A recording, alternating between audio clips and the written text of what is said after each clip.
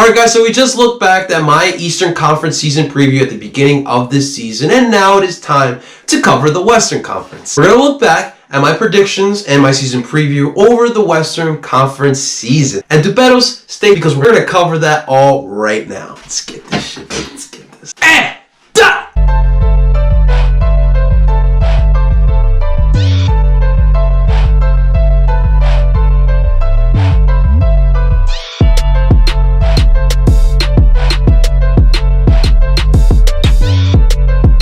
What's going on, everyone, and welcome to DOOP by the River, the show where we follow everything Philadelphia Union with me, El Parcero Philly. And if this is the first time you're tuning in to DOOP by the River, if you're returning back, just want to say thank you for tuning in. But please, we are trying to grow this channel, and our goal is to reach 100 subscribers, and we're only 4 subscribers away of reaching our goal. And that's all thanks to you. But please, we're still trying to grow. Help me grow by subscribing to this channel, hitting the bell button for notifications, and sharing this video as well as this channel to help me grow. Now, like I mentioned, we just finished off our Eastern Conference look back of my season preview that I did earlier this season, and now it is time to look back at what I thought of the Western Conference. It should be interesting. Hopefully, I'm not that far off like I was on my Eastern Conference predictions, but let's check it out, guys. Sit tight. Western Conference last season was a wild shootout till the very end, and brought us a memorable last day of the MLS regular season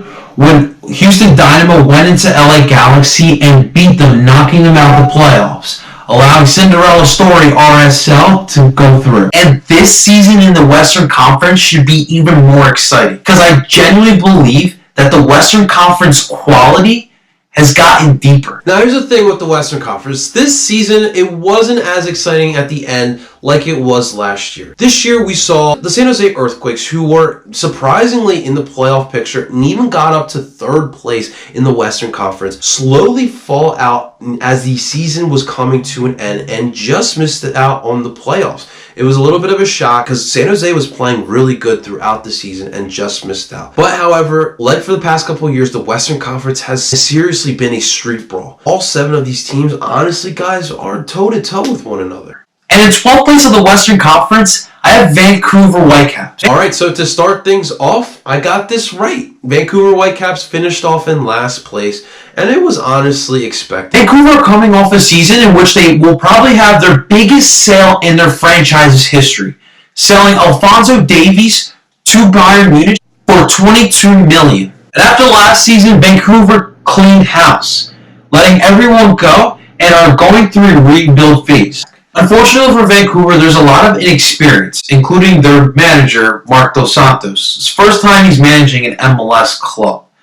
They play in a tough Western Conference, which is the reason why I think they will finish in last place. But do not sleep on Vancouver this year and going forward. I think in the future they will be a problem. They have their minds set on signing young international players, and I think this will pay off in the long run for Vancouver. Vancouver are going through somewhat of a rebuild, trying to cash in on the Alphonso Davies money. And I definitely think that they are heading in the right direction. I see some pieces that I genuinely like, but Vancouver's got a lot of work ahead of them. First up, they went out to Uruguay and signed Joaquin Diaz, a 20-year-old forward. Now, Joaquin Diaz, like Vancouver and myself, we were all wrong about him. He came into the MLS. I don't know if he thought this was going to be easy or not, but he just didn't come out and perform. He had fitness issues. Marcos Dos Santos let know his frustrations with the play. He wound up with 16 appearances for the club and 0 goals and 0 assists. Definitely not a positive signing with Joaquin Diaz. My guess, his ass heading back to Uruguay. Then going to South Korea and signing a 22-year-old midfielder, Hwang In-bom. I'm sold on Hwang In-bom. Now, Hwang In-bom only had 1 goal with 1 assist this season, but you can absolutely see the growth he is making. He showed me some things that I generally like, and I definitely think that this year was definitely a learning curve. Next year, keep an eye out for him because he's going to be good. I also brought back my boy Freddie Montero, who's coming over from Sporting in Portugal. I believe he will benefit Vancouver and bring in some veteran leadership as well as some production on the attack. And poor Freddie, coming back to MLS after a couple-year absence from this league and going back home to Vancouver where he had some success before. And there's just a lot of pressure on him to score goals on, quite frankly, a bad team. My man still finished with 6 goals and 2 assists. Not sure what his future entails with Vancouver. I'll always have love for you, Freddie. In 11th place, I have San Jose Earthquakes. But unfortunately, we're talking about the last place team from last season. And there hasn't been much change this year. Matias is going to have a difficult job transitioning to the MLS only because his team is not that talented. One of my main questions for San Jose is where are the goals going to come from? And how is this team going to transition to Matias' system? I think in Matias' first year, San Jose will challenge and will compete. But like I said, with the lack of talent, they're going to have to rely on probably the Wondolowski watch as he is going to break Landon Donovan's scoring record this year. But unfortunately, Matias will have his learning curves as well, San Jose, and they will finish in 11th place. Now, obviously, San Jose fooled everyone in the MLS. I figured that they would surprise his team here and there. We would see an improvement from their last place finish in 2018. I did not expect them to be, in the race for the playoffs this year. They were in third place at one point this season. Definitely something we did not expect. And when we talk about San Jose Earthquakes, the first thing we have to bring up is Matias Almeida. And after finishing last place in 2018, San Jose bounced back this season, and he chose a new challenge by coming to the MLS and picking another historic club like San Jose. I think this hire is great for San Jose, and it's going to be good seeing them being good again. Just the fact that, Matias had to implement his style. I wasn't sure if they had the right players to implement that style, but, you got to give props to Matias Almeida. If he would have made the playoffs, he would have been by far MLS Manager of the Year. And in 10th place, I have Houston Dynamo, who are coming off a season in which they won U.S. Open Cup, but missed out on the playoffs yet again. And there is talent on this squad, a lot of Latino talent on this squad. Unfortunately, though, for Houston, with their emphasis on the tournaments, it really affects their play in MLS. But with Houston, I love the talent and I love the depth that they have on this squad. All right, with Houston, I got another team correct and the right spot. I had them finishing in 10th at the beginning of the season, and they actually did finish in 10th at the end of the season. So bravo to me. Unfortunately, though, for Houston, like I said, there's too many competitions they focus on. Just like last season. They got the MLS regular season, U.S. Open Cup, and they have CONCACAF Champions League, which right now they are in, and they have a good chance of winning. But again, like I said, just too many emphasis on the tournaments, and it just really, Houston started off strong, and they kind of went on a free fall, and they couldn't catch up, they couldn't get back to form, and unfortunately, their bad play would lead to Wilmer Cabrera, the Colombian manager, losing his job as Houston manager as they fired him in the middle of the season. They replaced him with Davey Arnaud as their interim manager, and we will see if they continue keeping him on as the manager. My guess, after the way Houston finished their season, he won't be back next year. A lot of question marks with this team. Luckily, though, there's a lot of talent. With Mauro Manotas and Christian Ramirez, the Colombian duo. The player I'm interested in seeing with Houston is Albert Ellis, the Hondureño international, who has been already looked at by a lot of European clubs. I'm interested to see how he will perform this season and whether he will get sold in the European transfer window in the summer. As well as Albert Ellis, the Hondureño winger. They got to get this next manager right, because this is a team that, quite frankly, can make the playoffs. Different mentality, a couple replacement pieces here and there, better defense, and I think this team will be in the playoffs next season. In 9th place, I have the Colorado Rapids, who this season are going into make or break season. Well, I think it is safe to say that the Colorado Rapids 2019 season was a break season. Although they improved in the points total from 31 in 2018 to 42 in 2019, with Tim Howard retiring, the fan base and the front office getting fed up as well. They still put Tim Howard in terrible situations this season, allowing 63 goals, same amount that they allowed in 2018. And it's so unfortunate that the Colorado is sending off one of the best goalkeepers, if not the best goalkeeper this country has seen, with another losing season.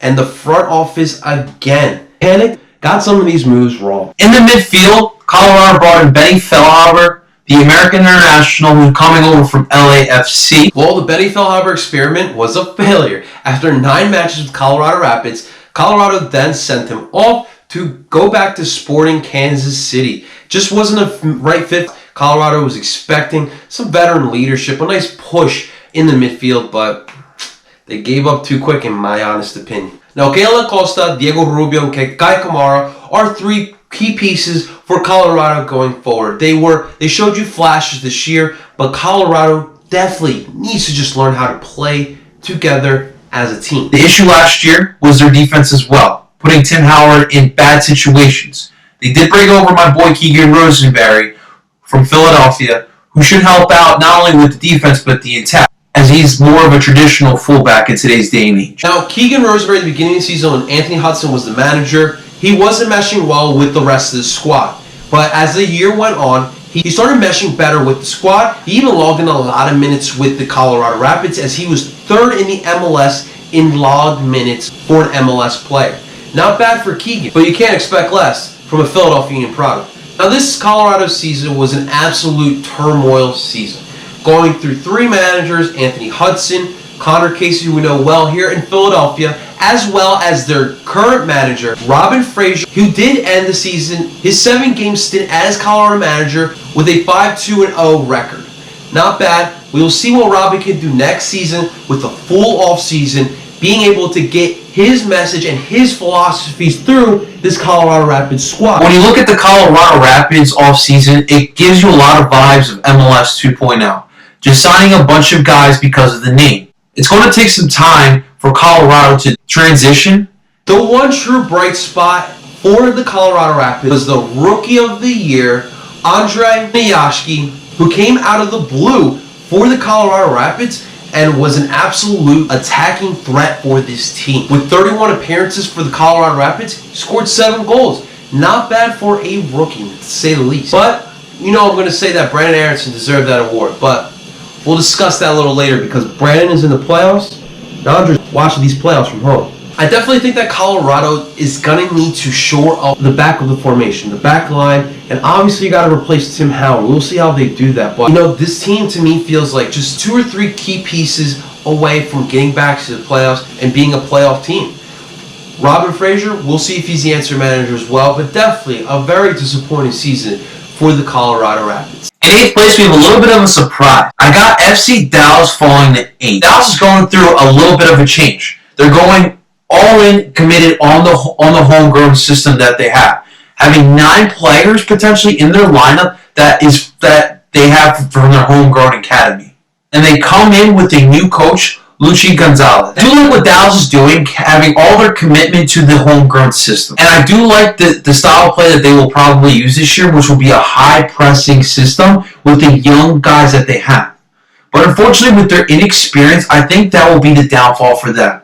With this very tough Western Conference, I'm not sure if FC Dallas can last throughout this whole season.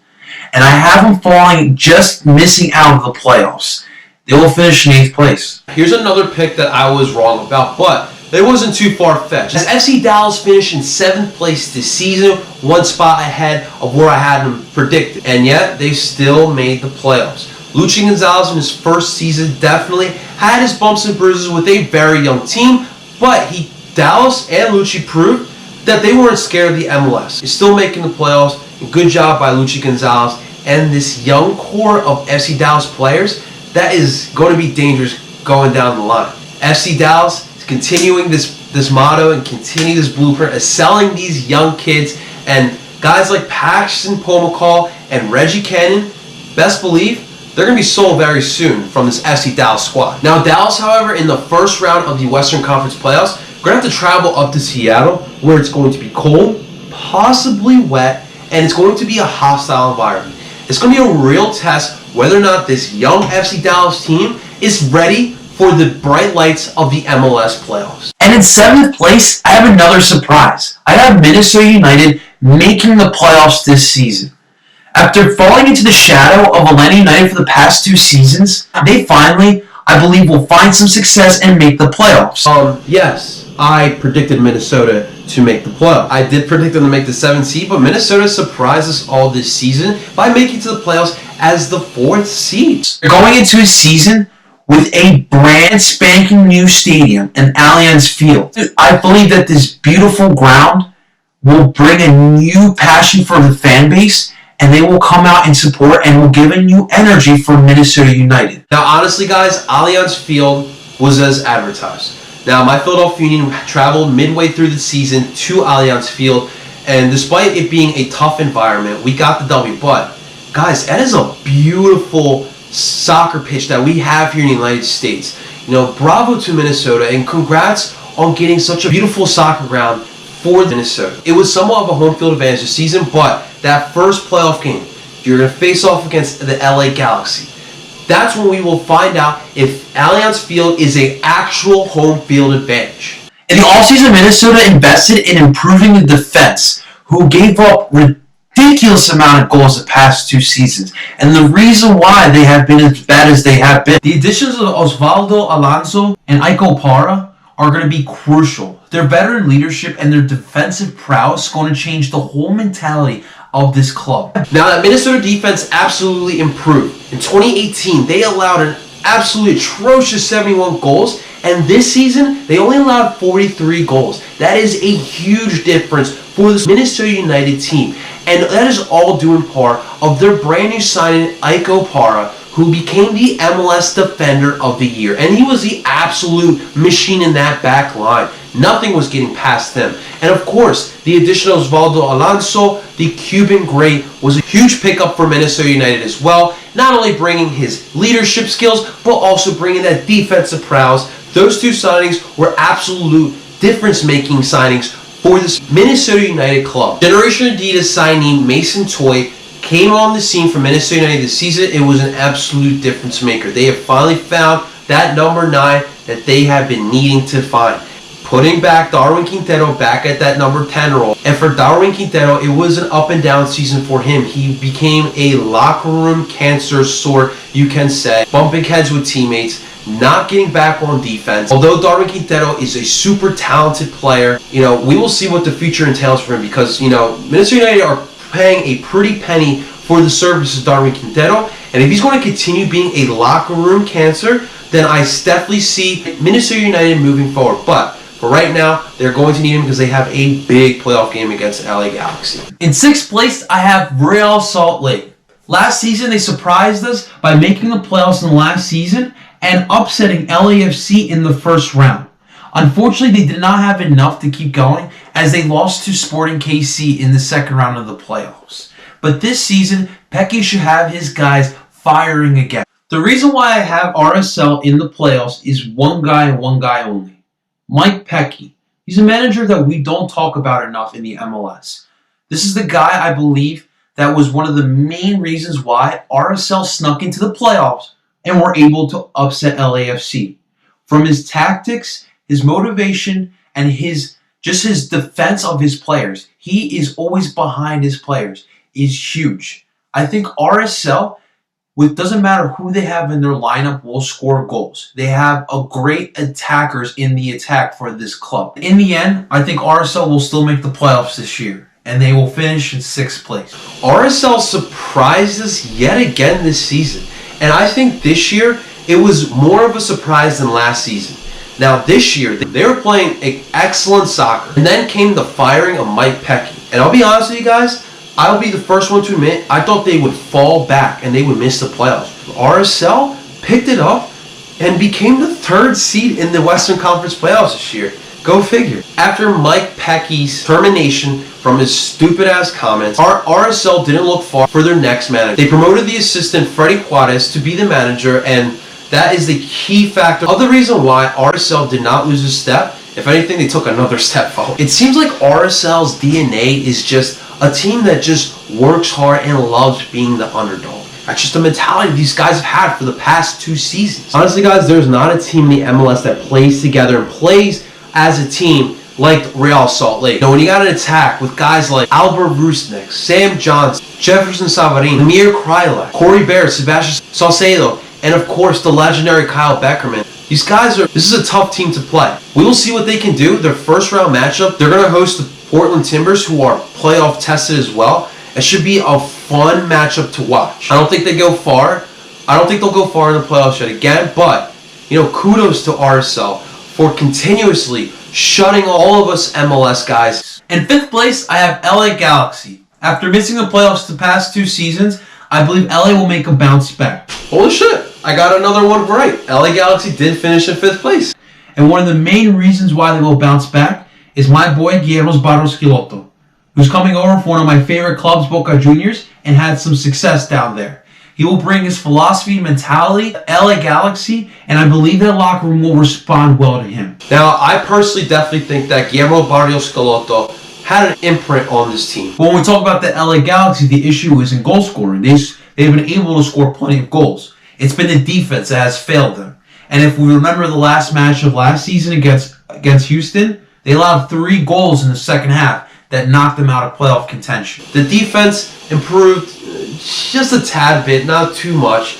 It's still a weakness for the LA Galaxy. About a month ago, LA Galaxy was out of the playoff picture, and they still found a way to get in. And you can't help but give kudos to Guillermo Barrios Schelotto. Obviously, when you talk about LA Galaxy, you got to talk about Zlatan Ibrahimovic. Last year came into the MLS and came in with a storm, scoring 22 goals in less time. Zlatan. Another great year by the Swedish legend, and he's actually in the running for the MLS MVP this season. It's going to be a fun race because it's between the 2 LA stars, Zlatan and Carlos Vela. But with all the goals that Zlatan scores, all the records that Zlatan scored, still, the problem was he didn't make the playoffs in his first year, and he hasn't really done anything besides stats in the MLS. Finally, he's made the playoffs. We will see if he can actually be a leader and lead this team all the way to the MLS Cup. I believe with Barrios Schelotto's philosophies, they will shore up the defense and will be a better squad this year. LA Galaxy are back in the playoffs. And midway through the MLS season, the LA Galaxy pulled off an absolute great deal. Boca Juniors player and Carlos Pavon, an impact already with LA Galaxy, and is going to continue his impact. LA Galaxy have a tough matchup in the first round as they face off against Minnesota United. We will see what happens because, Allianz Field is going to be rocking. It's not going to be easy for LA Galaxy to get a W there. But, all the pressure's on LA Galaxy because nothing less than MLS Cup is a failure for this team. In 4th place, we have the Seattle Sounders, a team in which we all think that they keep aging, but yet still find young players to contribute. Last season, Seattle's season ended in a heartbreak, losing in the second round of PKs to their arch rivals Portland Timbers. And this season, I think Seattle will be an explosive team. Yeah, so Seattle this season was no different. They're still a dominant force in the Western Conference, breezed by and found a way to finish second in the Western Conference. Brian Schmetzer is just a manager in general that we don't speak of enough in the MLS. This man took the reins from Ziggy Schmidt, the legendary Ziggy Schmidt, and continued the legacy that he started with the Seattle Sounders. And these guys have been a constant force in the MLS since 2016. With Raul Ruidiaz up top, I believe he will be a dark horse for the Golden Boot. Unfortunately, that dark horse prediction I had for Raul Diaz really wasn't happening. He only scored 7 goals this season, but it was 7 beautiful goals that he scored, and he is an absolute threat for the Seattle Sounders attack. And more importantly, the return of Jordan Morris from his ACL injury. If he is healthy, Seattle's going to be a very dangerous team. Well, ladies and gentlemen, Jordan Morris did actually finish the season, and my guy actually had a great season. 10 goals this year with 7 assists, and was an absolute difference maker for Seattle. One of the main reasons why Seattle finished in second place. And he was so good that he even got another call back by the U.S. men's national team. I don't know what that means these days, but, bravo for Jordan because he has been dealing with injuries throughout his career. This is a guy who was potentially going to play in the Premier League or in Europe somewhere, and injuries have really derailed him. But great bounce back season by Jordan Morris. In the end, I believe Seattle will fight for the first seed in the West, but I think they will fall to 4th and finish. They did fight for the number 1 seed in the Western Conference and fell short with LAFC running away with the Western Conference this year, and they finished in second there. In 3rd place in the West, we have Seattle's rival, the Portland Timbers, who last season suffered a heartbreaking loss in the MLS Cup final to Atlanta. But this season, we should see Portland not lose a step and possibly return back to MLS Cup. Portland Timbers will continue to be a Western Conference powerhouse and will finish in 3rd place. I think with Portland this season, we can easily say that they suffered a little bit of a hangover from that MLS Cup. They started off pretty bad, and to be honest with you, they are lucky they even made the playoffs. They just snuck in, finished as the 6th seed in the Western Conference. Of course, when we talk about Portland, we got to talk about Gio Savarese, one of the best managers in the MLS, and did a great job of having his team hot at the right time. This was the most confident team in the West at the end of the stretch last year. and was the reason why they made MLS Cup. Really got to give kudos to Gio Savarese, who picked his team up and guided them to the playoffs yet again. Gio did get Portland hot at the right time. The Timbers haven't changed much from last season, but of course their attack still starts with Blanco and of course Diego Valeri. The Timbers are also still looking for a designated player to come in and help the attack for the Timbers, as they are searching thoroughly throughout the world, but it looks like they will stick to their Latino America roots and probably find some sort of attacking talent down south. Unfortunately, Sebastian Blanco had a different performance this season. He went from 13 goals in 2018 to 3 goals in 2019. Injuries unfortunately had a lot to do with that, as he was only in 17 matches for the Portland Timbers. Diego Valeri as well. He had a dip in performance. Injuries again hurdled him like he did for Sebastian Blanco. He only appeared in 18 matches and only had 5 goals. Something we're not used to. You know, when Portland is on, Blanco and Valeri are on. Portland did bring in Brian Fernandez from Liga MX to be their DP, and he started off with a big bang. He grabbed everyone's heads in the MLS from the minute he stepped on the field for Portland. Unfortunately, again, teams with Valeri and Blanco not in the lineup regularly, teams started queuing in on Brian Fernandez, and he also got injured, and he won't be available for the Portland Timbers going into the playoffs. It's going to be a big loss because we were all expecting Brian Fernandez to go off in the MLS Cup playoffs. I don't know what's going to happen to Portland. Age and injuries are starting to creep up on this team. They're going to have to go into RSL in their first round matchup. Ain't going to be easy. I don't know if Gio has enough magic to get this team through in the first round. Don't see him going far, but congrats to Portland for still making it into the playoffs after not a Portland-like season. In second place, we have the team that Portland beat in the Western Conference Finals, and that was Sporting Kansas City, a club that has been the standard of consistency in the MLS over the past decade. Sporting Kansas City will make the playoffs and more than likely will make the run. But can they make it back to MLS Cup, and can they win it again? These are the standards of Sporting Kansas City. The one issue, I believe, will be the number 9 position, where they haven't had much consistency. And I think that will be the downfall of Sporting Kansas City in the playoffs. But expect them to finish second in the West. Oh man, this was the bad pick of mine in the Western Conference. But guys, a lot of us had Sporting Kansas City near the top of the Western Conference this season. It just was an off year for Sporting KC. Injuries, call-ups, and just straight up inconsistency. Something we really don't see with Sporting KC. The reason why they finished 11th, second to last in the Western Conference standings. That's very uncommon for Peter Vermes Sporting KC. And when you talk about Sporting Kansas City, you have to start with their head coach, Peter Vermes, who has built an absolute machine at Sporting Kansas City. Their investment in youth development and trust in these young guys have paid off in the long run. We've seen Sporting Kansas City sell players year in, year out, yet they still retool and are still always at the top of the Western Conference. And this season, we won't see much difference. With the season already lost halfway through the season, Peter Vermes just said, fuck it, let's just throw the kids out there. And we saw a lot of their youth in there, but that's going to be very beneficial. Although this is a lost season, giving those young kids valuable minutes is going to pay off in the long run. We'll see what happens with Sporting Kansas City next year, but I definitely think that Peter Vermes and SKC will bounce back. And at number 1 in the West, we have LAFC going into their second season in the MLS. And they didn't come in quite as hot like Atlanta United, but still came in pretty hot. They were near the top of the West for most of the year and finished the year in the 3rd seed going into the playoffs. And in the playoffs, unfortunately, they got upsetted by Real Salt Lake. In the first season, they went through a lot of bumps and bruises that I believe that they will shore up this year. A lot of late goals and a lot of matches that they lost in the last minute. In the playoff match, once RSL got the first goal, LAFC did not know what to do. But the key in the second season is Bob Bradley. Bob Bradley is one of the best coaches in the MLS, and he will have this team ready to play. The key is going to be Carlos Vela. I believe he is the engine for this club. They will go far when he plays well. And a guy you should keep an eye out for is my parcero Christian Ramirez.